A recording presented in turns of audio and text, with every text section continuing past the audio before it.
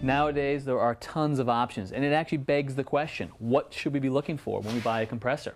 Well, what you really want to know is you want to understand how a compressor works. First of all, this case is an electric motor connected to a pump which takes in air and forces it under pressure into this tank.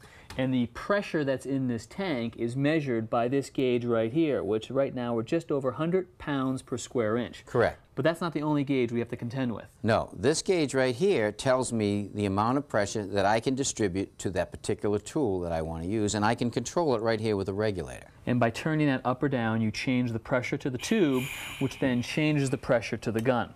Exactly. That's an important feature because every tool has a different rating. In this case, this paint sprayer works off of 50 pounds per square inch, which isn't really all that much pressure. No, it isn't. But in this case, this gun's going to work off of something like 90, and it's going to be a single burst of air. Right. Okay. PSI is not the only number that we need to think about. We need to think about size, and that's measured in gallons. Correct. This tank right here is 1 gallon, whereas this tank over here is more like 6 gallons. Right. And this is a dual tank system here, and you have different sized dual tanks. And they go up and up and up to 150, 200 gallon tanks if you want. Really big tanks. Yeah. The really important number that you're interested in is what they call the SCFM. And that stands for? Standard cubic feet per minute. Now that's a measurement of what? Well, the volume of air that a compressor can put out at a certain rating, the PSI. Okay. So again, that's going to be important because depending on what tool you use, you're going to need more or less CFM. Correct. In this case, while it only works off of 50 PSI, because this is going to be a continuous use tool, spraying for 5 or 10 minutes, you're going to need a lot of volume. You're going to need a big CFM. Here, a single punch of air. Not a lot of volume. Not a lot of volume. So once you know what CFM you use, you go out and you find the compressor that you need.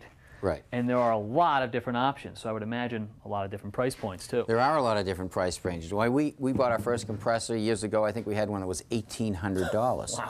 But this one right here is a little over $100. What I like about this unit, it is nice and light. It's a point-of-use compressor. A short line directly brought into the room, and I can trim a particular window or place a baseboard right there without drawing a lot of line, and it's very quiet. So if you want to put a little molding on in a den, you bring it into the den, you shoot a couple nails, pull it out, go into the living room and continue the project. Exactly. All right, well, regardless of which tool you end up buying, I would imagine they all require a certain amount of maintenance. Well, that's true, but there's also two different types. There's an oilless unit, which requires no maintenance to the motors. Okay, so in that case, the motor is sealed, and it doesn't need to have any oil added or changed. Right.